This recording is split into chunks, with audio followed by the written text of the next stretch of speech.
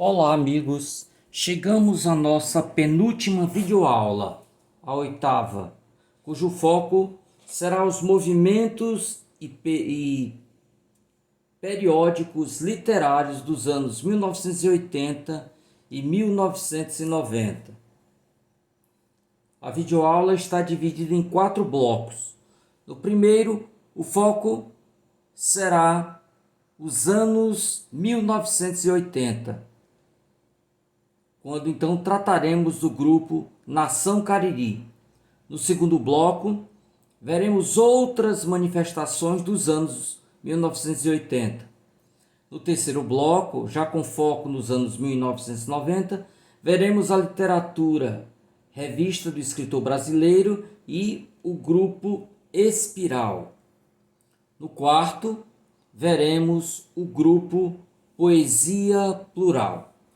Então, dando início, trazemos aí o seguinte comentário sobre os anos 1980 da parte de Aila Sampaio. Ela nos afirma: a literatura produzida nos anos 80 foi marcada por dinamismo e união, por um somatório de forças que fazia dos escritores verdadeiros militantes da palavra.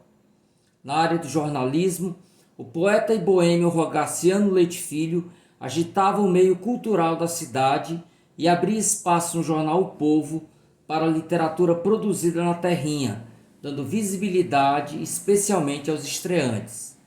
No ambiente universitário, sobretudo dos cursos de letras e comunicação, a palavra de ordem era criar. Em 1982, o escritor cearense Adriano Spínola lançou no terraço do edifício do Hotel Savaná, em frente à Praça do Ferreira, o seu livro de poemas Lote Clandestino. Retomando o gesto, em 1983, foi organizada uma chuva de poesias no centro da cidade. Como era o período em que se dava a anistia e a redemocratização do Brasil, os escritores se reuniram nos altos dos prédios, no entorno também da Praça do Ferreira, e lançavam panfletos com poemas de vários escritores cearenses, ajudados por um helicóptero. Podiam-se ouvir os gritos que vinham de cima do prédio: poetas pelas diretas.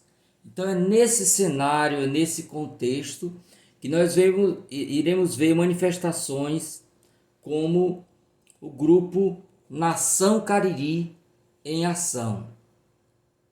Então, algumas informações sobre o grupo.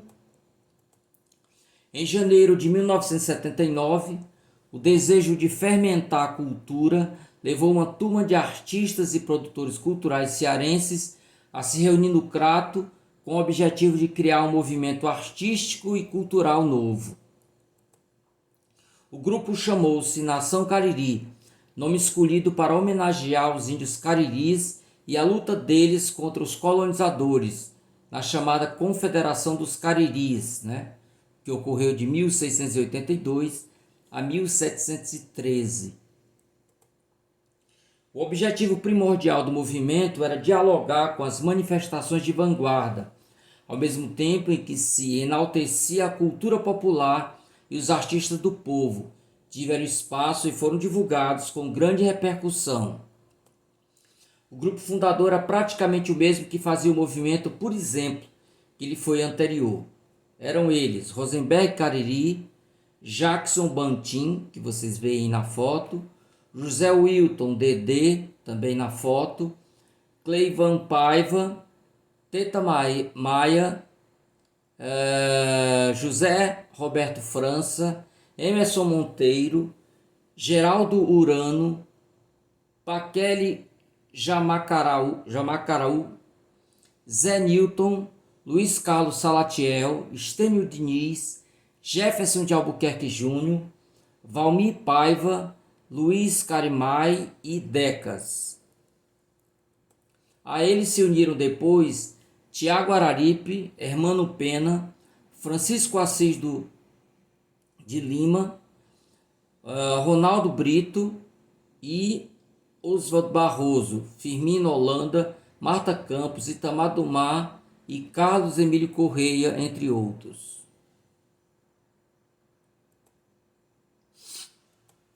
O grupo criou o jornal que tinha o mesmo nome, né? Quer dizer, o jornal Cariri, que depois veio a ganhar o formato de revista. Então vocês têm aí à direita uma ilustração de um dos exemplares do jornal Cariri. Então, esse jornal, depois que virou revista, era distribuído em várias cidades do interior cearense e em algumas capitais brasileiras por meio de seus correspondentes. Patativa do Assaré, que vocês veem aí na foto, tinha presença marcante nas páginas do jornal e deu grandes contribuições também em recitais e shows promovidos pelo grupo. Além da revista, o grupo criou a Nação Cariri Editorial Limitada para edição de livros, álbuns, discos e filmes.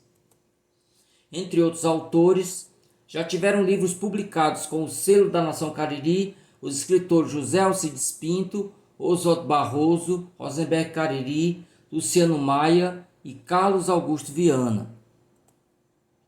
Em Fortaleza, o grupo atuou nas áreas de música, com a promoção de shows e editoria de discos, na área do teatro, com peças em sindicatos, bairros e campanhas políticas progressistas, na literatura, com publicações de livros e recitais públicos, nas artes plásticas, com ilustrações de livros e também exposições, e na área do cinema, com a realização de curtas metragens sobre a cultura popular.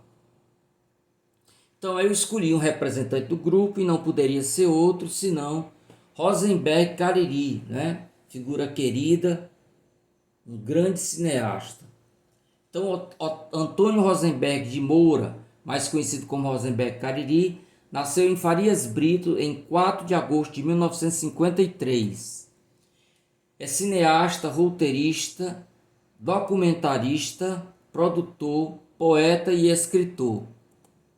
Desde sua infância, as tradições populares e religiosas cearenses marcam-no profundamente, como comprovam seus numerosos estudos, pesquisas, publicações, gravações sonorizadas, filmes e documentários.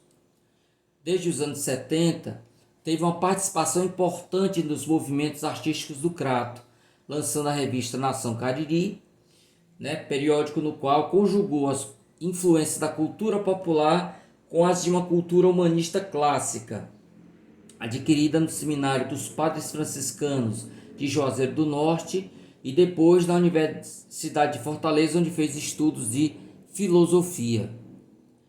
Essas influências que já haviam marcado a sua poesia, suas produções musicais e seus ensaios, encontraram no cinema uma forma de expressão sintética.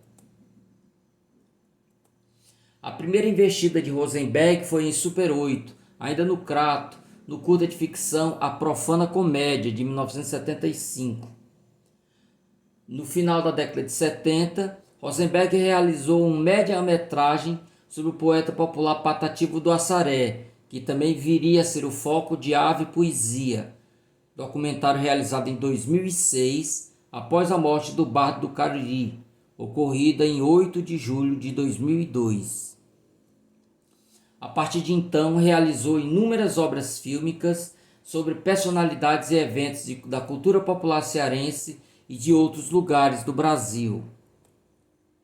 Entre os filmes que realizou incluem-se Caldeirão da Santa Cruz do Deserto, de 86, Corisco e Dadá, de 96, Pedro Oliveira, O Cego que Viu o Mar, de 99, Lua Cambará, de 2003, Cine Tapuia, de 2006, Siriará, de 2008 e Os Pobres Diabos, de 2013.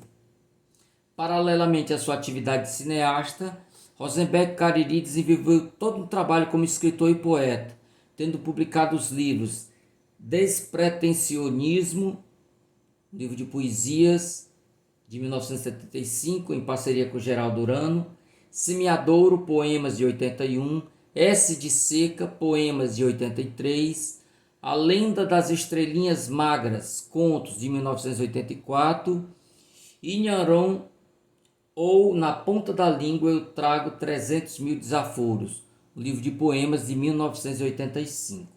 Então eu cuidei de trazer para vocês apenas um poema, dado a quantidade de assuntos que nós iremos tratar nesta videoaula. Eu trouxe apenas um poema do autor, chamado Tambor de Crioula. Então nós leremos, depois eu passarei para vocês alguns comentários sobre o poema. Então diz o texto: São Luís, luzir da lua, entre ruínas, fogueiras, os olhinhos de São Benedito, abençoando seus filhos, tão pobrezinhos, tão simples, que de dia até se matam de trabalhar, de rezar, mas de noite deixa estar. São anjos belos, orixás, são músculos e rebeldia, batucando os tambores que reacendem nos deuses as luxúrias adormecidas. A lua bem que espia e levanta sua saia, tecendo rendas nas águas que se derramam na areia. Sem vergonha, espia.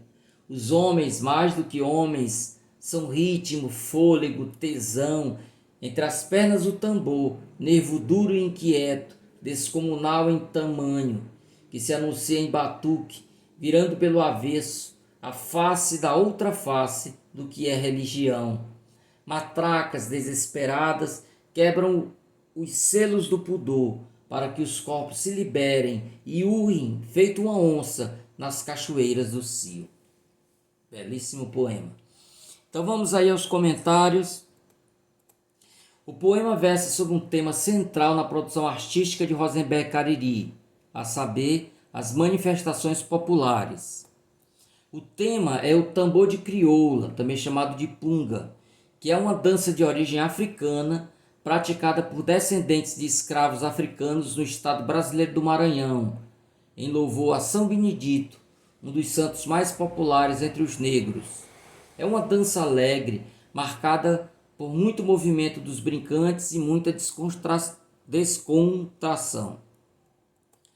O poema se inicia exatamente com a alusão à capital do Maranhão, palco principal dessa manifestação. Digna de nota é a ligação afetiva do eu lírico em relação às cenas que narra, e principalmente ao povo que participa do tambor de crioula, descrito com tão pobrezinhos, tão simples, que de dia até se matam, de trabalhar, de rezar, mas de noite deixa estar. A perspectiva do retrato é a do sincretismo, tão caro a Rosenberg e uma marca do tambor de crioula, rito afrodescendente. Então nós vemos no poema que ao lado de São Benedito, que é um santo católico, desfilam também os orixás, que ele vai chamar de deuses. Sincrética, no sentido de misturada, é também a combinação entre sagrado e profano. Ao lado do louvor do espírito, da fé, o poeta também exalta a beleza dos corpos, embalados em um ritmo sensual, através do qual reacendem nos deuses as luxúrias adormecidas. O clima de grande sensualidade se expressa através de expressões hiperbólicas, como cachoeiras do cio, a expressão que fecha o poema.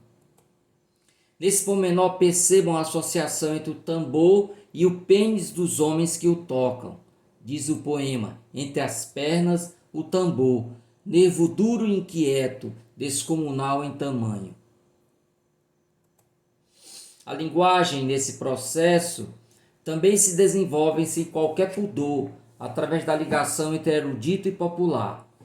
A última expressão, a popular, se evidencia através do uso da expressão deixa estar, sem o R, Em vez de deixa estar, como o povo fala.